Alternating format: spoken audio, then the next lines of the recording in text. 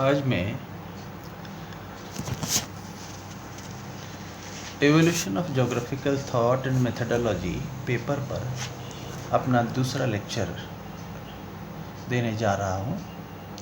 यह भी भूगोल की प्रकृति और विषय वस्तु से संबंधित है। इससे पूर्व प्राचीन काल में भूगोल का किस प्रकार से विकास हुआ और उसने अपनी यह यात्रा किन विद्वानों के साथ तय की, उसके बारे में हमने जाना। और उसमें हमने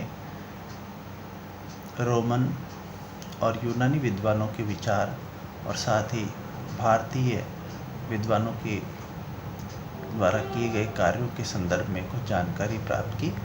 अब हम उससे आगे की भूगोल के विकास की यात्रा को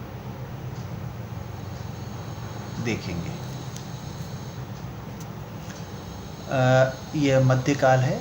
इसमें 700 से 1400 ईस्वी तक का समय आता है। यह समय यूरोप में अंध युग के नाम से जाना जाता है। ऐसा इसलिए कि यूरोप में 7वीं शताब्दी से लगभग 12.5वीं शताब्दी तक ईसाई धर्म का बहुत अधिक बोलबाला हुआ और उस धर्म की जो मान्यताएं हैं, धर्म की मान्यताएं वैज्ञानिक मान्यताओं पर हावी हो गई और इस तरह से चर्च का और बाइबल में लिखी हुई बातों का बहुत अधिक प्रभाव सब पर पड़ा और ऐसी स्थिति में स्वतंत्र चिंतन एक तरह से अवरुद्ध हो गया। तो यूरोप के संदर्भ में हम इसे अंधयुग मान सकते हैं। लेकिन मुस्लिमों द्वारा अरब कंट्रीज़ में और भारत में इस तरह का कोई अंधयुग नहीं था और वहाँ निर्बाध रूप से भौगोलिक ज्ञान का विकास हुआ। अनेक विद्वानों ने खगोल और भूगोल से संबंधित जानकारियाँ एकत्रित की। आज हम अभी उसके बारे में बात करेंगे। तो सबसे पहली बात ये कि अंधयुग सिर्फ यूरोप के लिए है, अन्य देशों के लिए या अन्य क्षेत्रों के लिए नहीं है। मुस्लिम विद्वानों द्वारा ज्ञान का प्रसार हुआ। यूरोप में इस समय अंधयुग था। ईसाई धर्म के प्रभाव से वैज्ञानिक विचारों के स्थान पर धार्मिक मान्यताओं को वरीयता दी जाने लगी। 700 से 1400 ईस्वी के मध्य इस्लाम धर्म का प्रचार हुआ। भूमध्य सागरीय क्षेत्रों से दक्षिण पूर्वी एशिया तक इसका विस्तार हुआ और इस्लाम धर्म के फैलने के साथ साथ ही वहाँ की संस्कृति, वहाँ का ज्ञान वह भी अन्य क्षेत्रों में, विशेष रूप से एशिया और दक्षिण पूर्वी एशिया तक फैला। अरबी शासकों ने भारतीय, यूनानी एवं रोमन कृतियों का अरबी में अनुवाद करवाया। यह एक बहुत बड़ा कार्य था और विद्वानों की और जो ज्ञान था पूरे विश्व में, उस ज्ञान को अरबी भाषा में उन्होंने अनुवाद करवाया, जिससे कि अरब के लोग दूसरे विद्वानों द्वारा या दूसरे क्षेत्रों के विद्वानों द्वारा जिन विचारों को प्रस्तुत किया गया है, अभिव्यक्त किया गया, उन्हें जान सके। और इस प्रकार से यह सभी जिसको कहना चाहिए कि सभी विज्ञानों और मानविकी विज्ञानों में एक बेहतरीन काम हुआ। अरब मरुस्थल में स्वच्छ आकाश ने अरब विद्वानों में नक्षत्रों के बारे में रुचि पैदा की। जैसा कि हम सब जानते हैं, मरुस्थलीय क्षेत्रों में स्वच्छ आकाश रहता है रात्रि को और जलवायु की कठोर दशाएं होने के कारण रात्रि में ही वहाँ पर यात्राएं की जाती रही और उस कारण से उनका सहज रूप से आकाश में फैले तारों और नक्षत्रों के बारे में रुचि बढ़ी और इस कारण से अरबी विद्वान गणित और खगोल शास्त्र के अंदर अधिक रुचि होने के कारण इनका बहुत अधिक योगदान रहा। इनके प्रमुख विद्वानों में अल बरूनी, अल मसूदी, अल इदरीसी, इब्न बतूदा, इब्न खालदून ये हुए हैं। ये इनमें से कई बहुत ही महान यात्री हुए हैं। इन्होंने अनेक देशों की यात्राएं की और वहाँ से जो विवरण प्राप्त हुआ और वहाँ से जो ज्ञान प्राप्त हुआ उसे उन्होंने संकलित किया।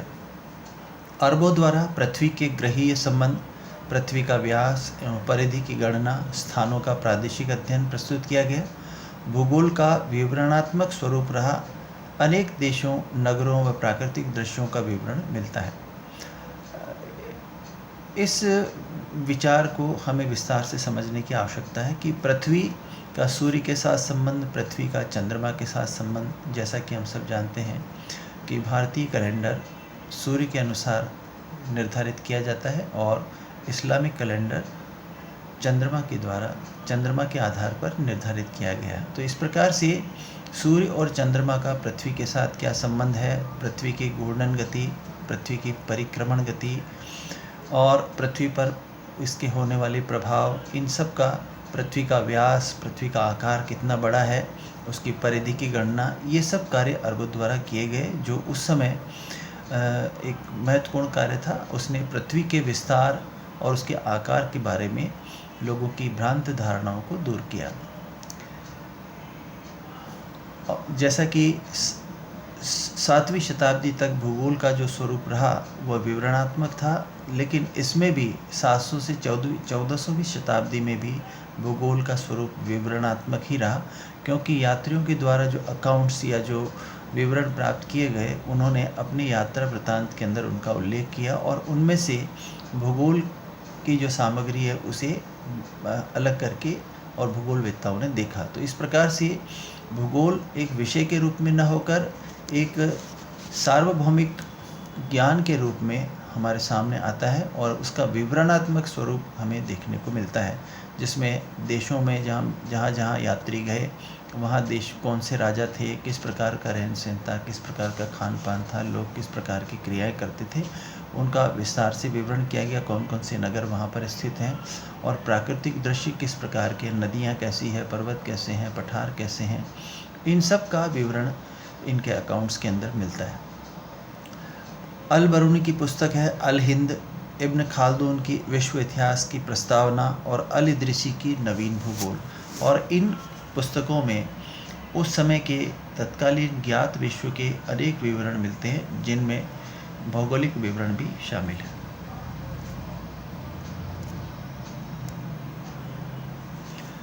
चौदह सौ से 1700 ईस्वी तक यह पुनर्जागरण काल कहलाता है। पुनर्जागरण भी यूरोप के संदर्भ में ही, क्योंकि वहीं अंधयुग था।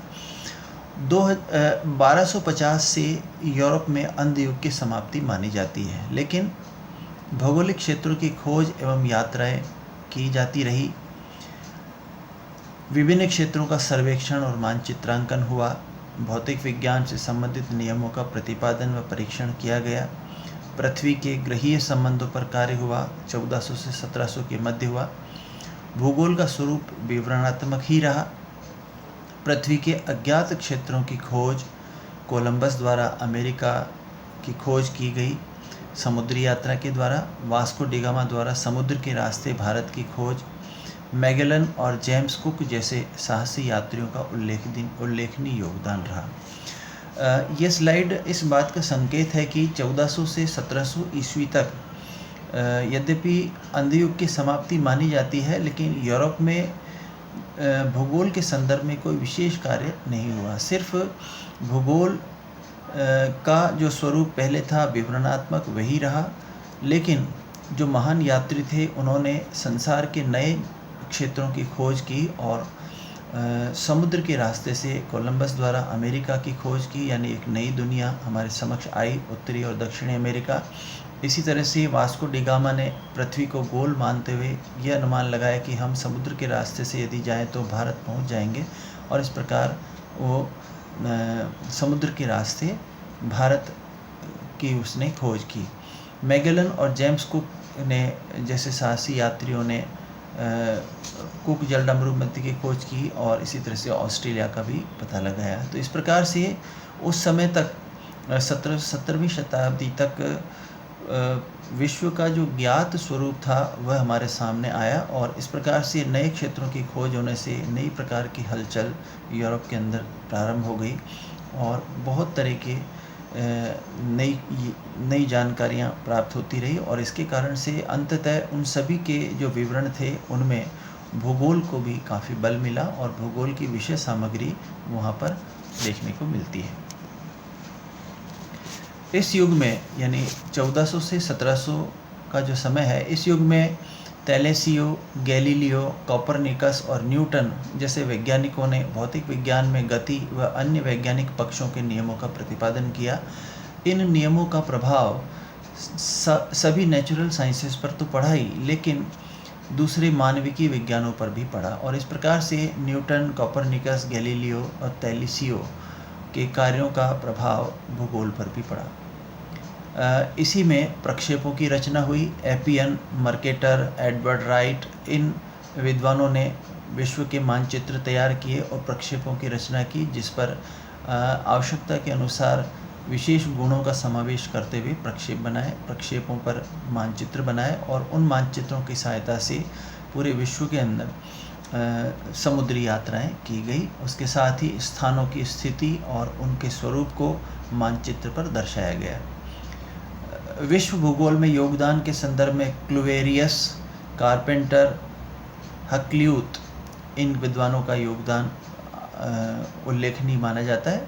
और इसमें इस युग में यानी 1400 से 1700 ईस्वी में वेरेनियस इस युग का महान भूगोलवेत्ता था, जिनकी पुस्तक ज्योग्राफिया जनरल्स अपने समय की सर्वश्रेष्ठ पुस्तक मानी गई। वेरेनियस द्वारा भूगोल को परिभाषित किया गया।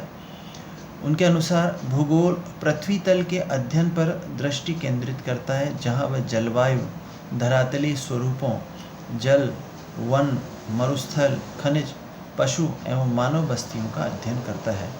इस परिभाषा को हम देखें तो यह अपनी संपूर्णता में भूगोल की ओर इंगित करती है। भूगोल पृथ्वी तल के अध्ययन पर दृष्टि केंद्रित करता है। यहाँ पर पृथ्वी तल शब्द जो है वो प्रथम बार काम में लिया गया। इससे अभिप्राय पृथ्वी का वह सरफेस जिस पर मानव निवास करता है, जिस पर सभी क्रियाएं घटित होती है, सभी घटनाएं घटित होती है। प्राकृतिक और मानवीय क्रियाओं के सम्मिलित स्वरूप को इसने अध्ययन का केंद्र माना और जलवायु, धरातलीय स्वरूपों, विशेष रूप से महाद्वीपों, महासागरों का विस्तार, पर्वत, पठार, मैदान और जलीय जो राशियां हैं उनके बारे में, वनों का विस्तार किस प्रकार से है, मरुस्थल कहाँ कहाँ पाए जाते हैं, खनिजों की क्या स्थिति है, तो खनिजों के संदर्भ में संसाधनों का भी उल्लेख इसमें आया है और पशु एवं मानव बस्तियों का अध्ययन। तो इस प्रकार से मानव की जितनी भी आर्थिक क्रियाएं थी उनको इसमें सम्मिलित किया गया। साथ ही प्रकृति से संबंधित जितने भी विवरण थे जो प्राकृतिक थे, जो हम भौतिक भूगोल में अभी देखते हैं, उनका अध्ययन इसमें किया गया।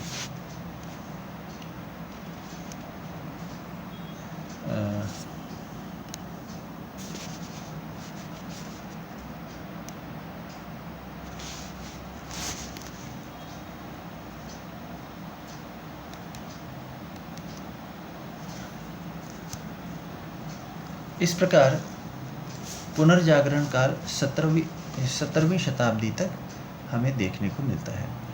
अगला लेक्चर पार्ट 3 के रूप में आगे रिकॉर्डिंग किया जाएगा।